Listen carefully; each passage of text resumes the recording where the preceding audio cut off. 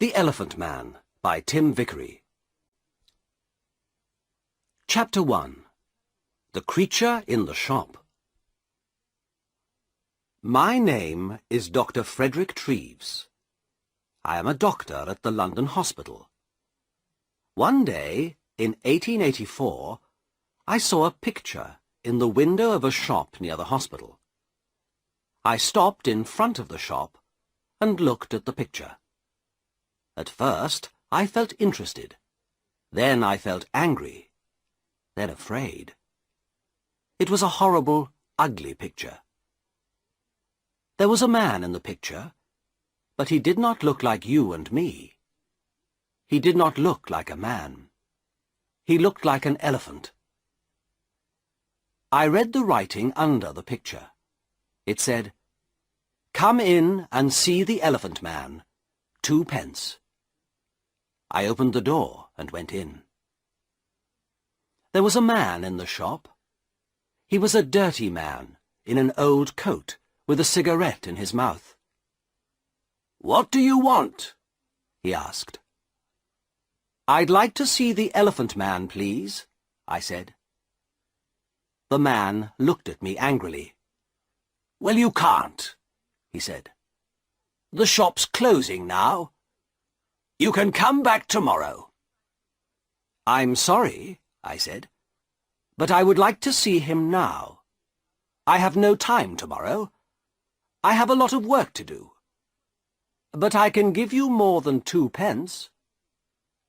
The man looked at me carefully. Then he took the cigarette out of his mouth and smiled with his yellow teeth. "All right, sir," he said. "Give me 12 pence, then." I gave him the money, and he opened a door at the back of the shop. We went into a little room. The room was cold and dark, and there was a horrible smell in it. A creature sat on a chair behind a table. I say a creature, because it was not a man or a woman, like you or me. The creature did not move or look at us. It sat very quietly on the chair, in the cold, dark, dirty room, and looked at the table. The creature had a cloth over its head, because of the cold. On the table in front of it, there was a dead flower. "Stand up," said the shopkeeper loudly. The creature stood up slowly. It took the old cloth off its head and put it on the chair. I looked at the creature and felt sad. I am a doctor, so I know a lot about accidents and ill people. I see horrible, ugly things every day. But this creature, this thing, was the worst of all. There were no men or women in the hospital like him. He wore some old trousers, but no shirt, coat, or shoes, so I could see his body very well. His head was the most interesting thing. It was very, very big, like an enormous bag with a lot of books in it.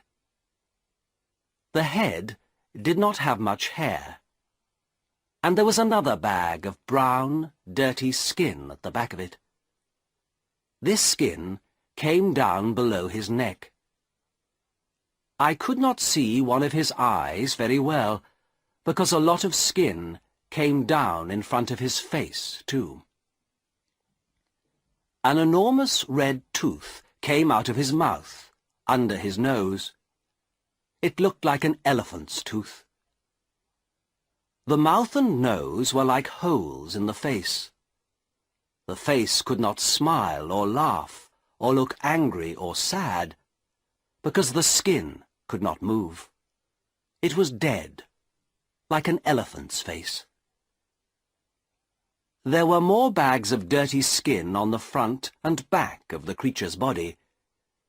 These bags came down to his legs.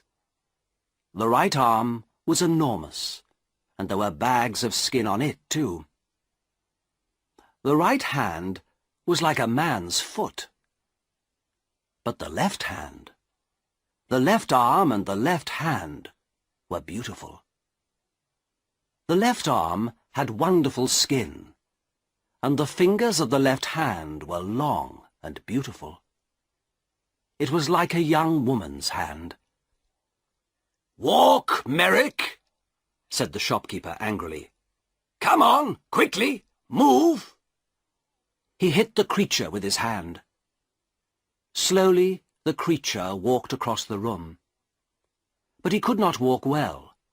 His legs were very big and fat, and he had a bad back. He could not walk far without a stick. "All right, thank you," I said. "Let him sit down. I don't want to see any more."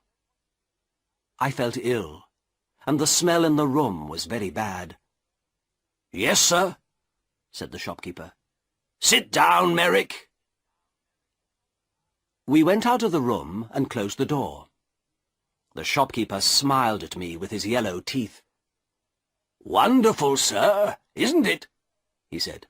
"The best elephant man in England. Hundreds of people come to see him, you know. Hundreds. I take him all over the country, I do." "Yes, very interesting," I said. "Can I sit down?" "Yes, sir, of course. Here's a chair." He looked at me, smiling. "Would you like a glass of water, sir?" "Yes, please," I said. Then I looked at the things in the dirty shop. There were 2 or 3 bad apples, and some old black bananas. That was all. No. No, thank you. I'm all right," I said. Did you call the creature Merrick?" "That's right, sir. Joseph Merrick. The best elephant man in England. I take him all over the country, you know. Lots of people want to see him." "Yes, I see. Do you get a lot of money?" "Well, sometimes we do, sir, yes. But it's difficult, you see, sir, because of the police. The police don't like us, you see, sir. So we can't stay in a town very long. We usually move every week." "Yes, I see. Well, anyway, Mr. Silcock, sir. Simon Silcock." Yes, well, Mr. Silcock, I'm a doctor at the London hospital. My name is Dr. Treves. I think this man, Joseph Merrick, is very interesting, and I would like to see him at the hospital. I want to look at him more carefully, you see."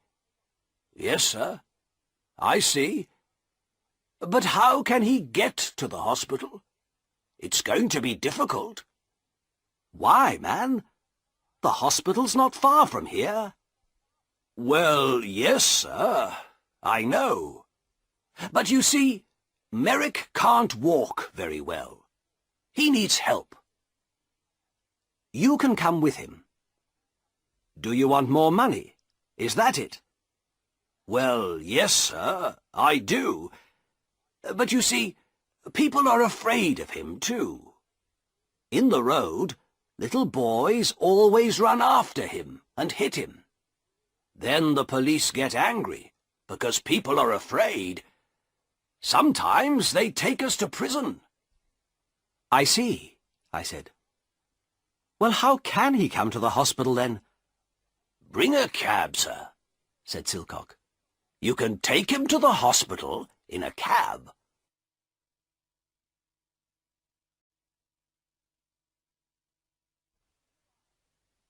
Chapter 2. The Card. So next day, at 7 o'clock, I came to the shop in a cab. There were not very many people in the road, because it was early in the morning. In November, it is dark at 7 o'clock in the morning. and I could not see the shop very well. I waited 5 minutes. A postman walked past. Then the door of the shop opened, and the creature, Merrick, came out. I could not see his face or his body. He had an enormous black hat on his head, like a big box. A grey cloth came down from the hat in front of his face. There was a hole in the cloth in front of his eyes. He could see out of the hole, but I could not see in. He wore a long black coat, too. The coat began at his neck and ended at his feet, so I could not see his arms, his body, or his legs. On his feet he wore big shoes like old bags. He had a stick in his left hand, and he walked very slowly. I opened the door of the cab and got out. "Good morning, Mr. Merrick," I said. "Can you get in?" "Help my upper steps," he said. I'm sorry," I said. "I don't understand." For a minute, he stood by the door of the cab and said nothing. Then he hit the cab with his stick. "Steps," he said loudly. "Help me up the steps." Then I understood. There were 3 steps up into the cab, and he could not get up them. "Yes, I see. I'm sorry," I said. "Let me help you." I took his left hand and began to help him. My right hand was behind his back. I felt very strange. His left hand was like a young woman's, but his back, under the coat, was horrible. I could feel the bags of old skin on his back under the coat. He put one enormous foot on the first step, and then he stopped. After a minute, he moved his second foot slowly. Then he stopped and waited again. "Hello, sir. Can I help you?" I looked behind me. It was the postman, and behind him I could see 3 young boys. One of the boys laughed. The postman smiled. "Is the gentleman ill?" he asked. I thought quickly. "Yes, but this is a lady, not a gentleman.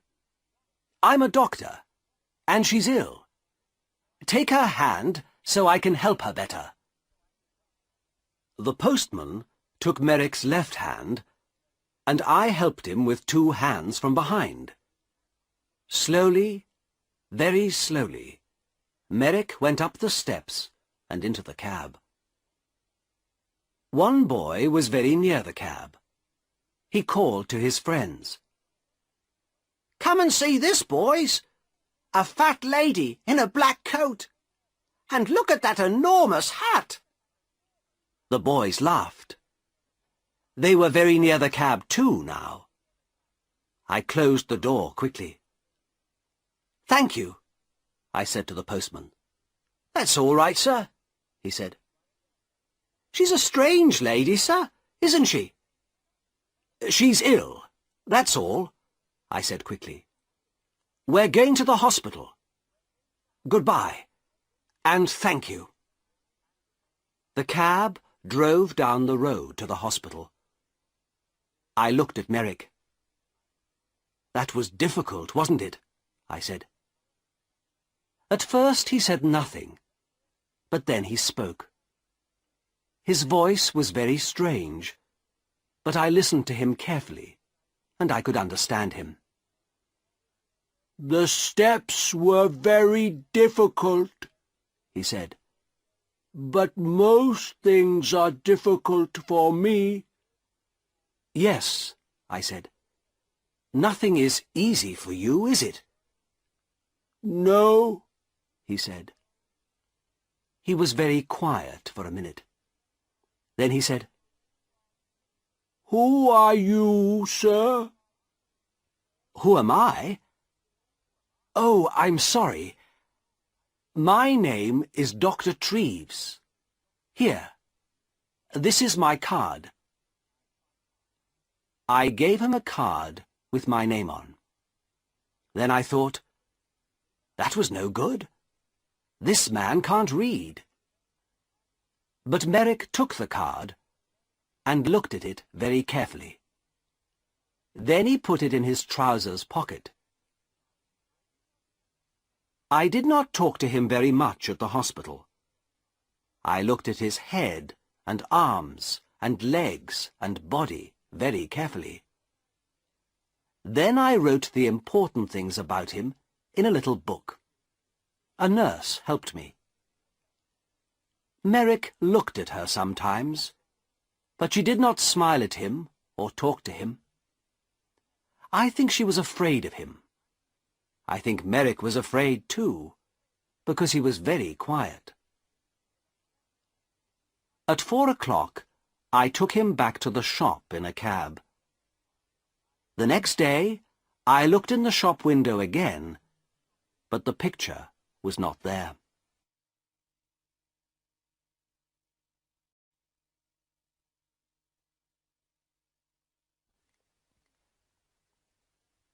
Chapter 3. A Letter to the Times. I did not see Merrick again for 2 years. Then, one day, the police found him. He had my card in his hand, so they brought him to the London hospital. He was very tired, hungry, and dirty, so I put him to bed in a quiet little room. But he could not stay at the hospital. He was not ill, and of course the beds in the hospital are for ill people. We have no beds for hungry people or ugly people. I told the hospital chairman, Mr. Carr Gom, about Merrick. He listened carefully. And then he wrote a letter to the editor of the Times newspaper. From the Times, December the 4th, 1886. A letter to the editor. Dear Sir, I am writing to you about a man in our hospital. He needs your help. His name is Joseph Merrick, and he is 27 years old. He is not ill, but he cannot go out of the hospital because he is very, very ugly. Nobody likes to look at him, and some people are afraid of him. We call him the Elephant Man. 2 years ago, Merrick lived in a shop near the London hospital. For 2 pence, people could see him and laugh at him. One day, Dr. Frederick Treves, a hospital doctor, saw Merrick, brought him to this hospital, and looked at him carefully. Dr. Treves could not help Merrick, but he gave him his card. Then the shopkeeper, Silcock, took Merrick to Belgium. A lot of people in Belgium wanted to see him, and so after a year, Merrick had £50. But then Silcock took Merrick's £50, left Merrick in Belgium, and went back to London. Merrick came back to London by himself. Everyone on the train and the ship looked at him and laughed at him. In London, the police put him in prison. But then they saw Dr. Treves's card and brought Merrick to the London hospital. This man has no money, and he cannot work. His face and body are very, very ugly, so of course many people are afraid of him. But he is a very interesting man. He can read and write, and he thinks a lot. He is a good, quiet man. Sometimes he makes things with his hands and gives them to the nurses because they are kind to him. He remembers his mother, and he has a picture of her. She was beautiful and kind, he says. But he never sees her now. She gave him to Silcock a long time ago. Can the readers of the Times help us? This man is not ill, but he needs a home. We can give him a room at the hospital, but we need some money. Please write to me at the London Hospital.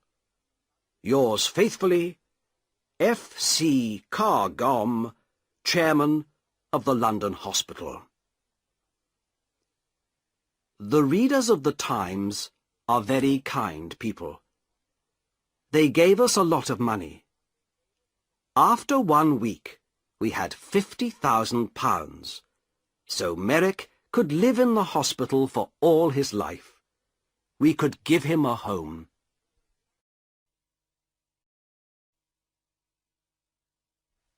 Chapter 4. Merrick's First Home.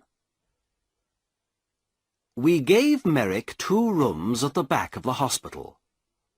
One room was a bathroom, so he could have a bath every day. Soon his skin was much better, and there was no horrible smell. The second room had a bed, table, and chairs. I visited him every day and talked to him. He loved reading and talking about books. At first, he did not know many books. The Bible, and 1 or 2 newspapers, that's all. But I gave him some books of love stories, and he liked them very much. He read them again and again, and talked about them often. For him, the men and women in these books were alive, like you and me. He was very happy. But sometimes it was difficult for him. At first, 1 or 2 people in the hospital laughed at Merrick because he was ugly. Sometimes they brought their friends to look at him. One day, a new nurse came to the hospital, and nobody told her about Merrick. She took his food to his room and opened the door. Then she saw him. She screamed, dropped the food on the floor, and ran out of the room. I was very angry with the nurse, and went to see Merrick. He was not happy about it, but he was not very angry. I think he felt sorry for the girl. "People don't like looking at me. I know that, Dr. Treves," he said. "They usually laugh or scream." "Well, I don't want nurses to laugh at you, Joseph," I said angrily. "I want them to help you." "Thank you, Doctor," he said, in his strange, slow voice. "But it's not important. Everyone laughs at me. I understand that." I looked at him sadly. In his one good hand, his left hand, he had the little picture of his mother. He looked at the picture for a minute, and then put it by a flower on the table. A tear ran out of his eye and down the skin of his enormous, ugly face. "Dr. Treves," he said slowly, "you and the nurses are very kind, and I'm very happy here. Thank you very much. But I know I can't stay here long. And I would like to live in a lighthouse after the hospital, please. A lighthouse or a home for blind people. I think those are the best places for me." "What do you mean?" I asked. "Why?" He did not look at me. He put the flower on the picture and looked at it carefully. "Lighthouses have sea all round them, don't they?" he said. "Nobody could look at me in a lighthouse, so I would be happy there. And blind people can see nothing, so they couldn't see me, could they?" "But, Joseph," I said, "this is your home. You live here now. You aren't going to leave the hospital." "Not today, perhaps," he said, "but soon. You are a kind man, Dr. Treves, but I can't stay here very long. I have no money." I smiled. "Joseph," I said, "this is your home now. Don't you understand? You can stay here all your life." Very carefully, I told him about the letter to the Times and the money. I don't think he understood at first, so I told him again. He was very quiet for a minute. Then he stood up and walked up and down the room very quickly. A strange sound came from him, like laughing.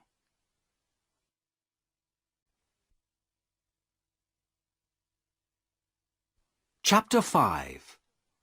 An Important Visitor. I did not want Merrick to live by himself, like a man in a lighthouse. He read his books and talked to me, but I wanted him to talk to more people, and I wanted him to talk to women. Merrick read about women in his books, but he did not often talk to women. He met the nurses every day, but they did not talk to him very much. For them, he was always a creature, not a man.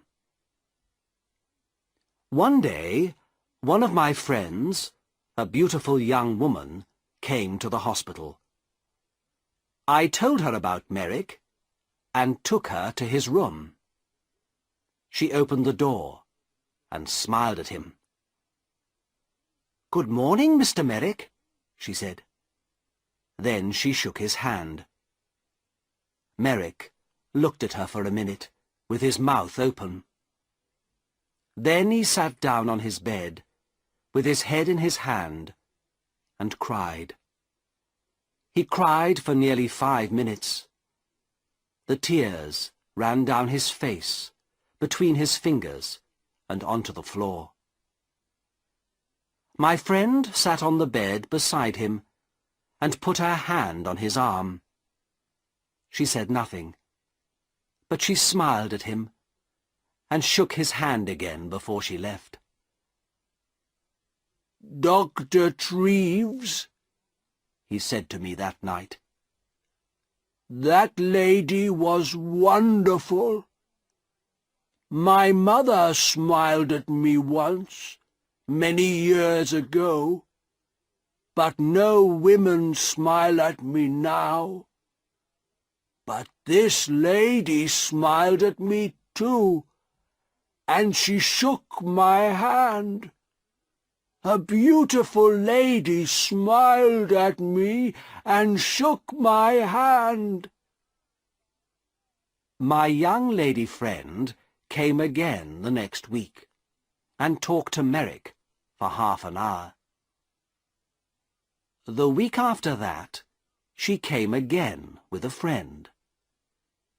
They gave him some books and had a cup of tea with him. It was wonderful for him. For the first time in his life, he had some friends. He was a very happy man. He sat in his room and read his books and said no more about living on a lighthouse. People began to read about Merrick in the newspapers, so he had a lot of visitors. Everybody wanted to see him. A lot of important ladies and gentlemen visited him. They smiled at him, shook his hand, and gave him books. Merrick liked talking to these people, and he began to forget about his ugly body. His visitors never laughed at him. He began to feel like a man, not a creature. One wonderful day, a very important lady came to the hospital to visit him. I met the lady and took her to his room. Then I opened the door and smiled at him. "Good morning, Joseph," I said. "There is a new visitor to see you today, a very famous lady." Merrick stood up beside his table. He did not smile, because his face could not smile, but his eyes looked happy. "That's good," he said. "Who is it?" I moved away from the door, and the visitor walked in. "Your Majesty, this is Joseph Merrick," I said. "Joseph, this is Her Majesty, Queen Alexandra, the Queen of England." Queen Alexandra smiled at him. "How do you do, Mr. Merrick?" she said. "I'm very pleased to meet you." Then she shook his hand. Merrick did not move. For nearly half a minute he stood and looked at her with his mouth open. Then he spoke in his strange, slow voice. How do you do, Your Majesty?" he said. But I don't think the Queen understood him, because he tried to get down on his knees at the same time. It was very difficult for him, because of his enormous legs. "No, please, Mr. Merrick. Do get up," said the Queen. "I would like to talk to you. Can we sit at your table?" "Yes, yes, of course," he said. They sat at the table. She took his left hand, the good hand, in hers. She looked at the hand carefully, and then smiled at Merrick again. "I often read about you in the newspapers," she said. "You are a very interesting man, Mr. Merrick. You have a very difficult life, but people say you're happy. Is it true? Are you happy now?" "Oh, yes, Your Majesty. Yes," said Merrick. "I'm a very happy man. I have a home here now, and friends, and my books. I'm happy every hour of the day." "What a wonderful story," she said. "I'm very pleased to hear it. Now, tell me about your reading. I see you have a lot of books here." "Oh, yes, Your Majesty. I love my books," said Merrick. And for nearly half an hour they sat and talked about books. The Queen gave him a little book and some red flowers before she left. After her visit, Merrick began to sing. He could not sing easily, of course, because of his mouth, but all that day there was a strange, happy noise in his room. He looked at the flowers carefully and put them on his table. He had many visits from the Queen, and at Christmas she sent him a Christmas card. Windsor Castle, the 20th of December, 1888. Dear Joseph, here is a small Christmas present for you. I think it looks like me, doesn't it? I do like visiting you very much, and I am going to come to the hospital again in the new year. Happy Christmas, your friend, Alexandra. The present was a picture of Queen Alexandra with her name on it. Merrick cried over it and put it carefully by the bed in his room. Then he sat down and wrote a letter to the Queen. It was the first letter of his life. The London Hospital, 23rd of December, 1888. My dear Queen, thank you very, very much for your wonderful card and the beautiful picture. It is the best thing in my room, the very best, the most beautiful thing I have. This is the first Christmas in my life, and my first Christmas present. Perhaps I had a Christmas with my mother once, but I do not remember it. I have my mother's picture too, and she is beautiful, like you. But now I know many famous ladies and kind people, like Dr. Treves, and I am a very happy man. I am happy too, because I am going to see you in the new year. Happy Christmas to you, my dear friend. With all my love, Joseph Merrick.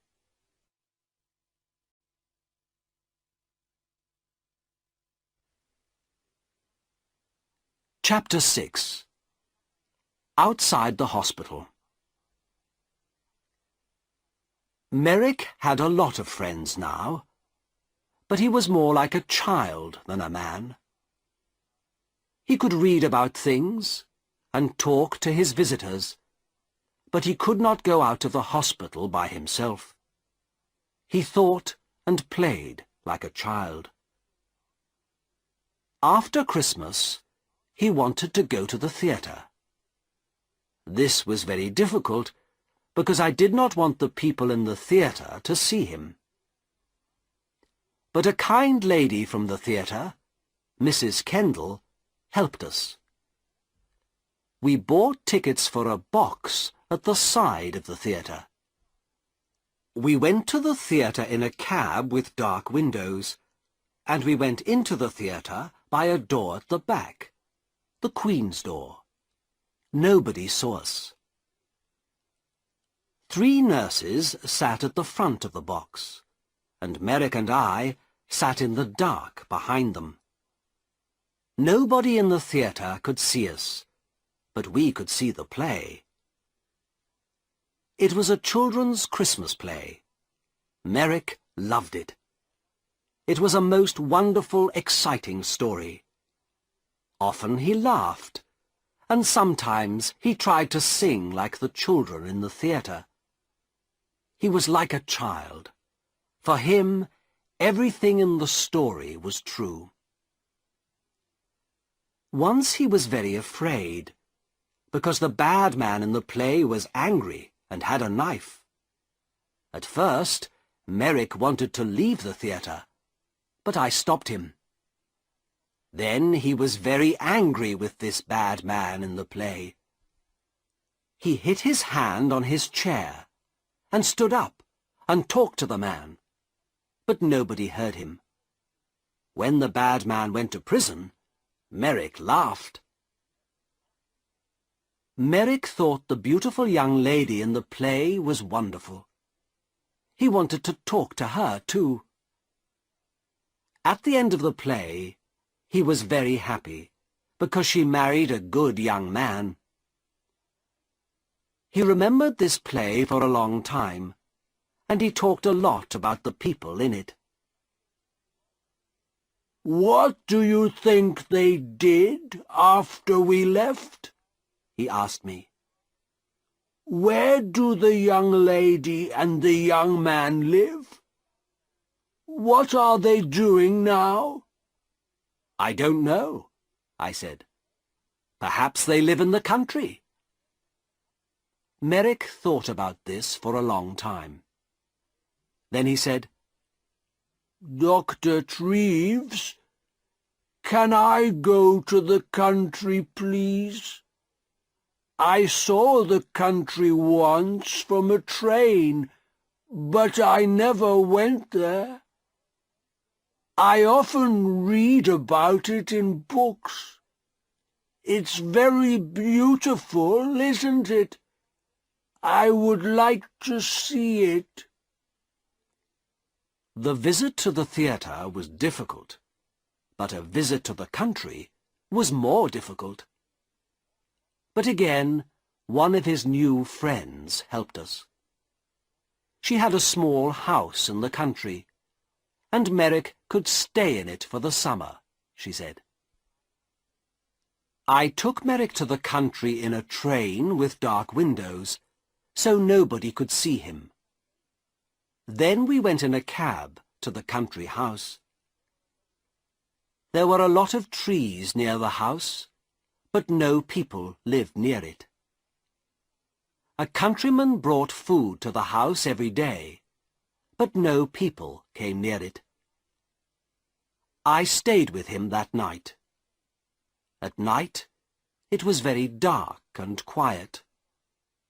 In the morning, hundreds of birds sang in the trees, and everything outside the house was green. Merrick walked under the big trees, looking at things happily and singing his strange song. I went back to London, but Merrick stayed there for 6 weeks. He was wonderfully happy. Every week, he wrote me a letter. Apple Tree House, West Wickham, Berkshire, the 21st of July, 1889. Dear Dr. Treves, I had a wonderful day again today. It was very warm, so I walked under the trees and sat by a stream. The water in the stream made a beautiful noise, like singing. Did you know that? I listened to it for 2 hours. Lots of little birds came near me. One had a red body in front and a brown back. I gave it some bread, and it sat on my hand. A lot of birds are my friends now. I watched the fish in the stream, too. They were very exciting, because they move very fast. 1 minute they were there, and the next minute I couldn't see them. But I waited quietly, and they always came back. I put my hand in the water, but I couldn't touch them. I met a big dog yesterday. It made a very loud noise, but I was not afraid. I sat down quietly and looked at it, and it came and smelt my hand. I saw it again today, and gave it some bread. It likes me now. I am going to put some flowers from the country in this letter.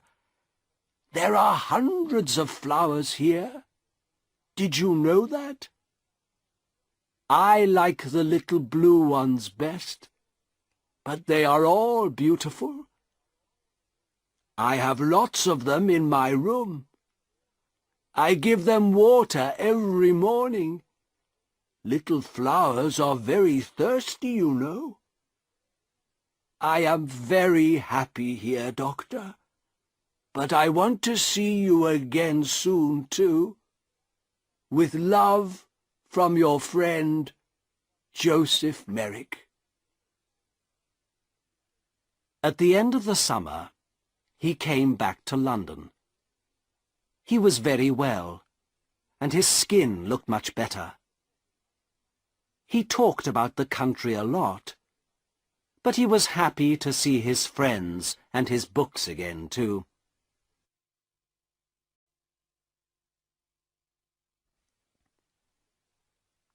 Chapter 7. The Last Letter.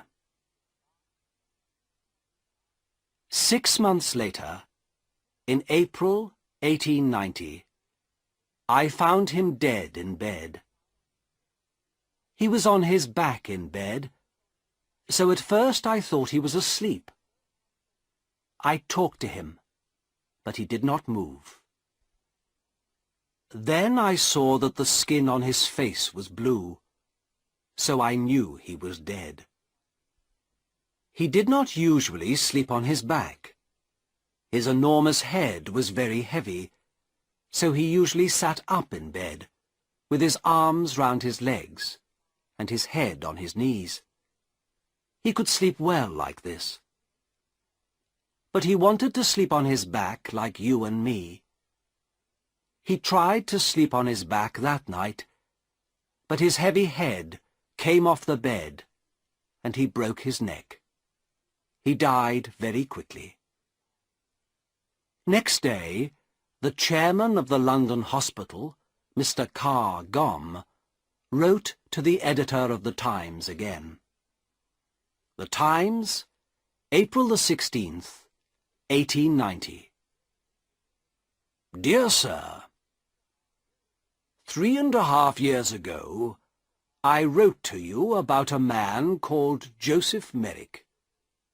This man was called the Elephant Man, because he was born with a very ugly body. Merrick was not ill, but he could not work, and he had no money.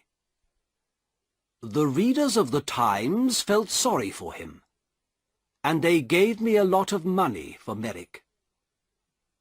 Because of this money, we could give Merrick a home in the London hospital.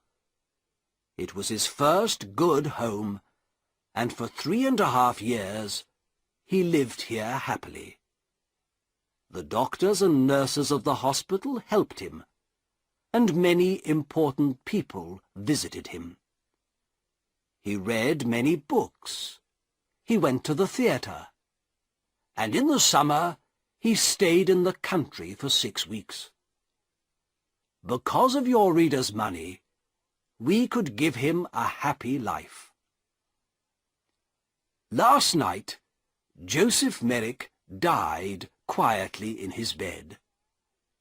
He was a man with a very ugly body, but he was a good, kind man, and he had a lot of friends. We like to talk to him, and we are all very sorry because he is dead. A lot of people are going to remember him for a long time. There is some money left, so I am going to give it to the hospital. Thank you, sir, for your help. Yours faithfully, F. C. Carr Gomm, chairman of the London Hospital.